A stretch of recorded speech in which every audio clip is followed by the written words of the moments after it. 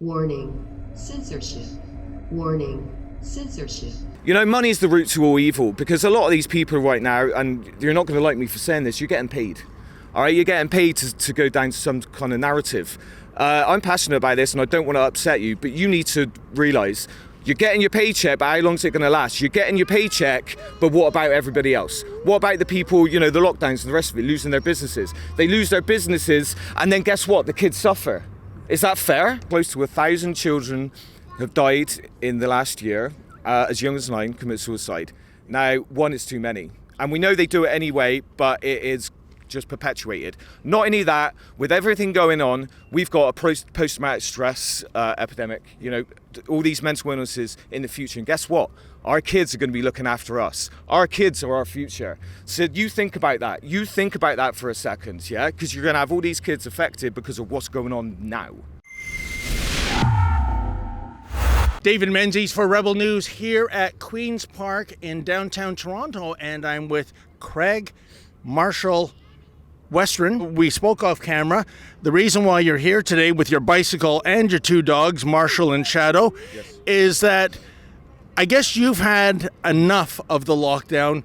You are planning a trip, a bicycle trip to Ottawa, almost 500 kilometers away from this spot. What is this all about?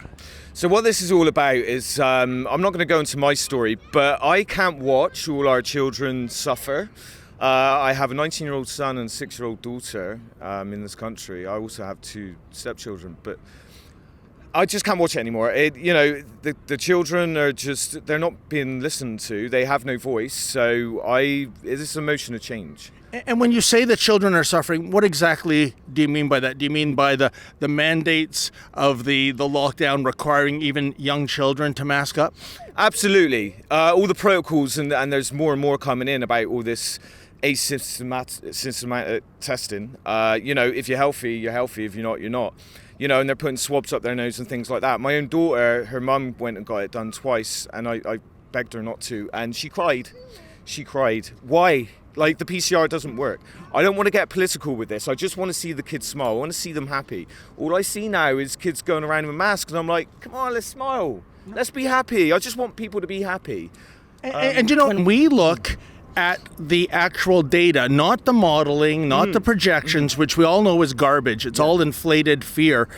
We know that children are virtually invulnerable to COVID-19. Here in Ontario, only 2 people under 20 have died. Both had severe medical issues. Exactly. And yet we have children masking up. We have, last summer, we had children's overnight summer camp canceled. How do you make sense of that? I can't make sense of it, because at the end of the day, it's perpetuated hysteria, okay, propaganda and the rest of it with the mainstream media, which I'm very upset by, especially Bell. I'm going to mention them because let's talk. And I bought into that. I've suffered depression most of my life. Okay, now let's talk. They're not talking now. They're not talking now. They're not talking for our children. Who's talking for our children? So this is a motion of change, and I want to create a chain reaction, pun intended. I want people to look. All right, I will talk. You can listen. I hope you listen, because our kids are suffering now.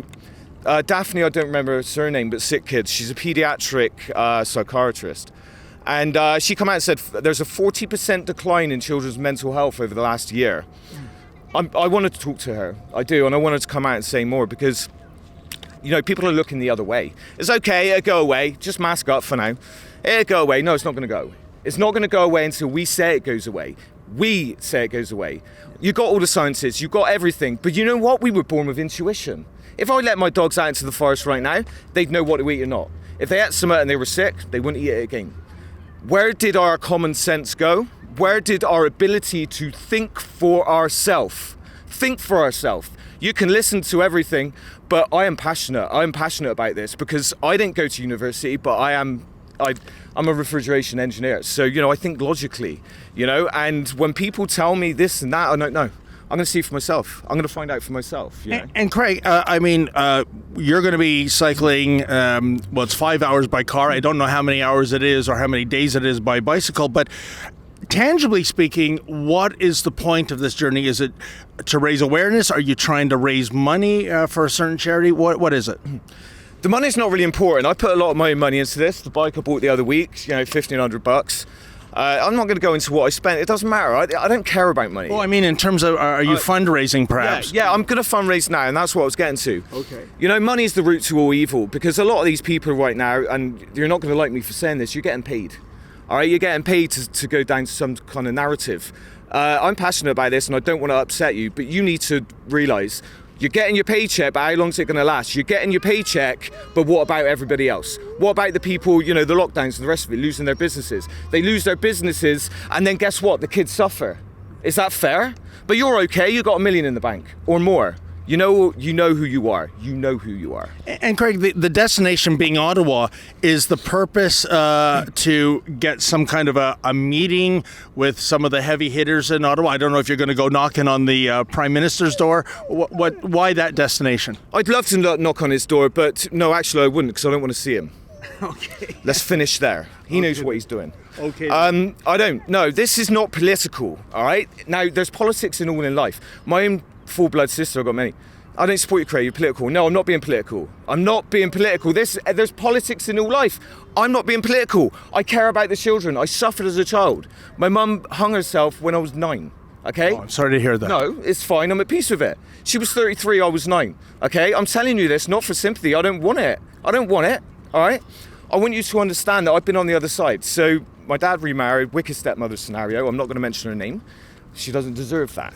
Okay, well, and I went into foster care as well. And Craig, I think your caper here, it touches upon two issues that have come out of the pandemic. First of all, the gyms have been closed. The man that sits in that legislature to the south, he would rather you stay in your basement baking cherry cheesecake as opposed to doing cardio and pumping iron, which is just dreadful. Secondly, mental illness. We know from the most recent stats from the Canadian Mental Health Association, the number of Canadians during this past year that have considered committing suicide, 10%. That, to put that in perspective, in a non-pandemic year, it's typically around 2.5%. So in other words, a 4-fold increase. Now, I've suffered depression and the rest of it, and even on my darkest days where I didn't feel like living, I got up and I went to the gym. I went to the gym and I got active and I done Secret gym. Yeah, no, the gym is outside. You go for a run, you get on your bike, you go on your bike, wherever. I'm sad the gyms are shut down, but you know what? I'm probably never going to go back, because you can do stuff outside. You can do press-ups, you can do whatever, That's true. But I mean, doesn't that speak to the insanity? Going to a secret gym, and I know people who do, that's like going to a speakeasy for alcohol in the 1920s during Prohibition, and yet here we are in 2021. The government-funded liquor stores, they're open, they're doing gangbuster business, but going to a gym, that's verboten. It just doesn't make sense. Well, I know, because you know what? If you really think about this, right, you've got all those places shut down, and then the liquor stores, right, that's bad for you, right? It's worse than COVID, really, isn't it? And you've got an opioid epidemic. You've also got the fast food joints. So instead of telling us to fuel ourselves on vitamin D, sunlight, zinc, this, that, and the other, and good food, they're telling us to go and get bigger. And they just passed a Bill of Rights that if you're mentally ill, you can then go and commit suicide with, legally, an euthanasia. Yeah. Now, my mum did what she did, but you imagine back in 1987, she might have died when I was 5.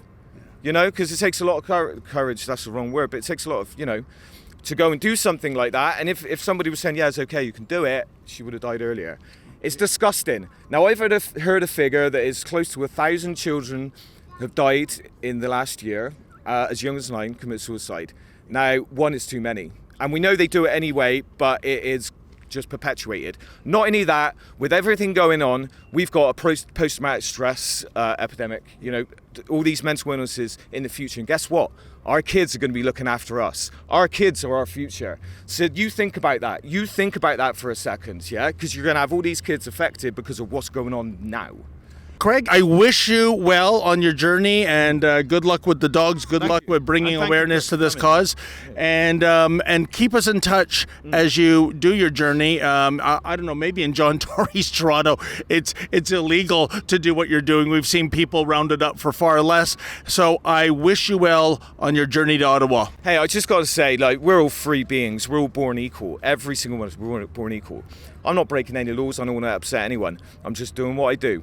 And, come support me, ride with me. I'll get off my bike and walk if you want to chat. That's what it's about. It's about a motion of change, a chain reaction. And honestly, sorry I got a little bit passionate back there, but I'm happy. I'm very happy. Been in the best place of my life, mentally. And I want to thank you very much for coming down. And I'm going to go and get you a bike and some shorts, so you're going to come along. He's going to come along. Well, there. Have a great ride, Craig. Yeah, okay, thanks. And I'll tell you, folks, I would have come along, but you know what? I mean, we're not exactly in the dead of winter anymore, but it's not like the sweet summertime. So I wanted to ride along with Craig on my bicycle, but I don't know, I just didn't want to freeze my ball bearings off. For Rebel News, I'm David the Menzoid Menzies. Thank you. Hey folks, have you heard the news? YouTube has completely demonetized us. Yeah, 100%. Well, we're not bending the knee to big tech. If you can, please go to afteryoutube.com. That's afteryoutube.com, and find out alternative ways in which you can follow and support Rebel News.